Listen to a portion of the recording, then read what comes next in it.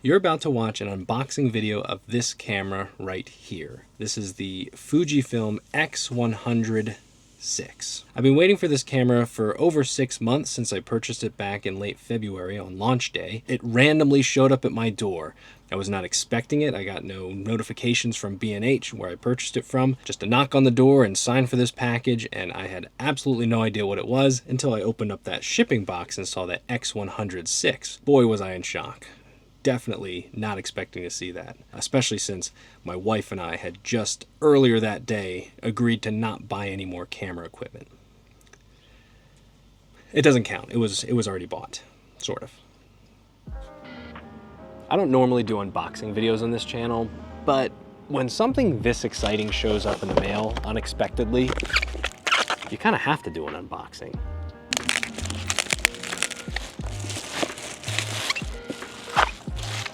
So for those that are unfamiliar, this is the Fujifilm X100VI. This is probably one of the hardest cameras to get a hold of. It's easily the #1 camera ordered potentially in history. So the fact that I have it sitting here in front of me, it's pretty crazy. What I want to do in this video is simply open it up, take a look at it, apply my screen protector, and maybe even compare it to the X100F.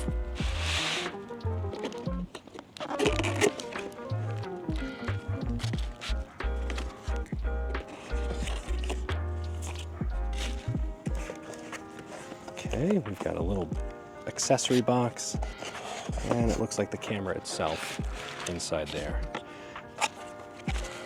So we got a strap, charging cable, little hangers so that I can attach it to the actual camera when I put the strap on there, and a battery, which is likely empty. I'm gonna leave the strap in the bag because I'm not gonna be using that. Same with these little things.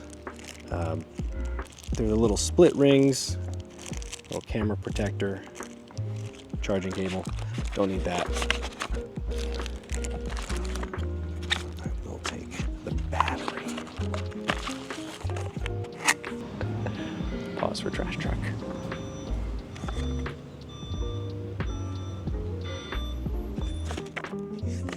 There's no instructions. I just assume you're gonna look it up online. Okay. Pull this guy out.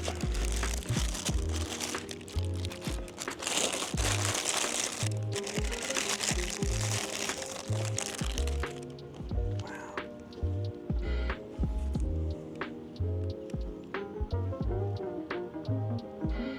Already getting fingerprints on it.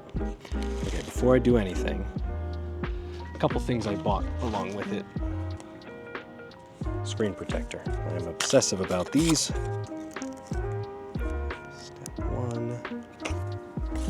Okay, one thing I hadn't considered is I purchased this screen protector when I purchased the camera, and it's lost a lot of its stickiness. Let's throw a card in there. Put a charged battery in, turn her on.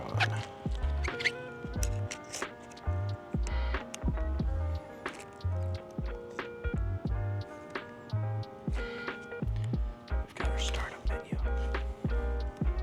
Okay, we're going.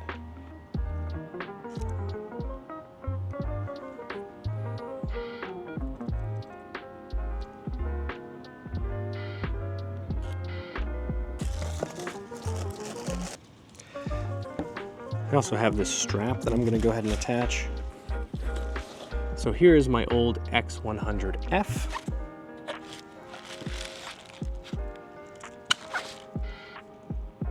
Roughly the same thickness, a little bit thicker, definitely a little bit taller, heavier. Maybe that's the battery in there. Just take it out. Yeah. It is a bit heavier, but there's some big differences that this one has over this one. Better focus, bigger sensor, or not bigger, but more megapixels. It's got IBIS built in. A couple things that are missing. It does not have the D-pad, that the X100F has. I'm going to miss that since I use that a lot. I'll try to get used to using the touch screen. It does have a flippy screen. It does come in handy. Differences aside, the most important thing that matters is really just what is the image quality like. So let's get into that instead.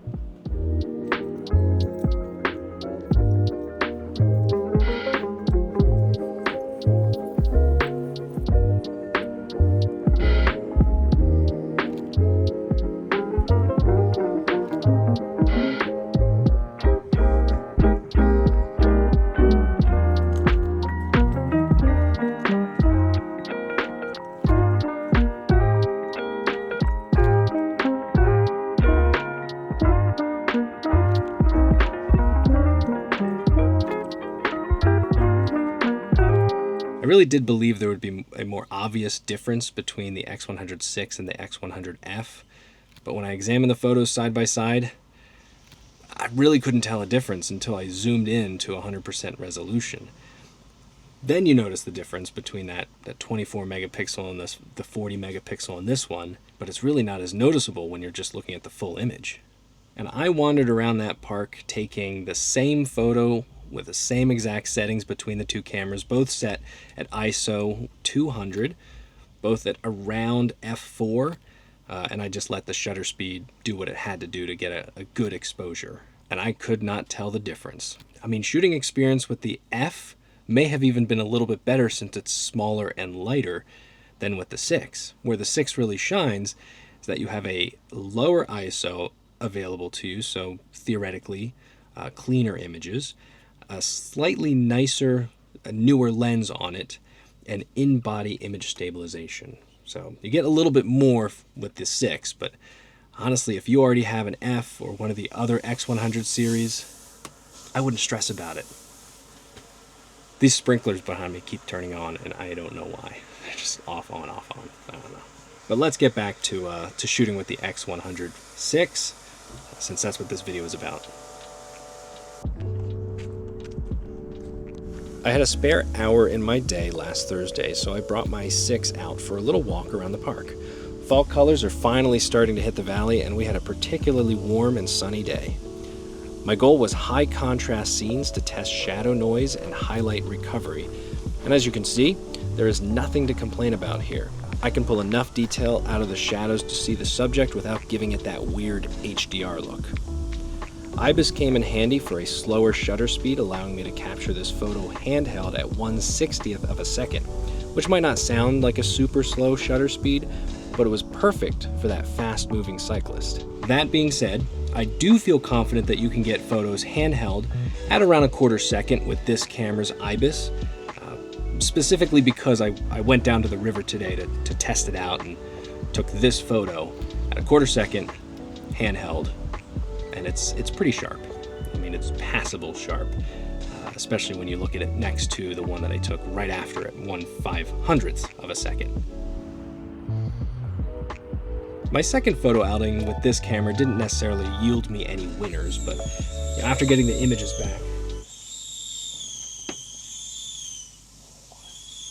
What is that? Screeching. So I thought coming to my storage unit would be a quiet place to film this video, but... So my second photo outing with this camera, it didn't necessarily yield me any winners, but the good news is I was reminded at how well Fujifilm's APS-C sensor handles color and light. And this camera is no exception, even though it's like a point-and-shoot style camera.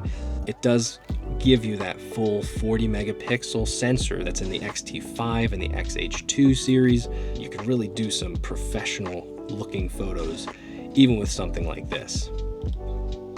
Not that this is much of a slouch. I mean, this is still like a $1,500, $1,600 camera.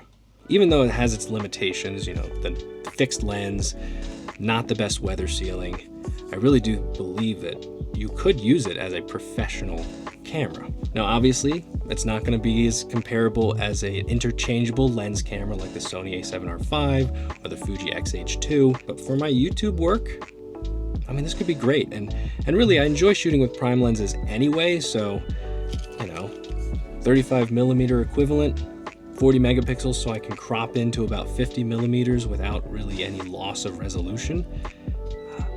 Sounds pretty ideal to me. I did have a little freak out when I had it on autofocus and the filter on it. For some reason, because it couldn't focus, the whole camera locked up on me. Never seen it do that, and I had to turn it off and on again to get it to exit out of that warning. I couldn't just hit like an OK button or a back button. Had to like turn it off, set it to manual, turn it back on, which fixed it, but still, that was unexpected. Just because you couldn't focus, you're freaking out on me. So that sums up my unboxing and my opinions of the Fuji X100VI. Hope it helps in the off chance that you get an opportunity to either purchase one or try one out for yourself. I definitely recommend it if you've never tried a camera like this. However, if you already have an X100F or an X100V, you're really going to have to need that IBIS and 40 megapixels to justify this, since like I've shown, the pictures turn out just as well. The only reason why I'm going to be keeping both is, because I can fix different filters and I can put the different adapters on here and switch back and forth, and having a backup is really nice. One of the things that really annoys me about camera unboxing and buying new cameras nowadays is, yeah, you might spend $1,500, $1,600 on the camera, but then you're going to wind up spending over $300 on all the accessories like extra batteries and chargers, memory cards, any kind of lens hoods and adapters to make it more weather sealed. They really do kind of cheap out on some of those accessories when you buy a camera.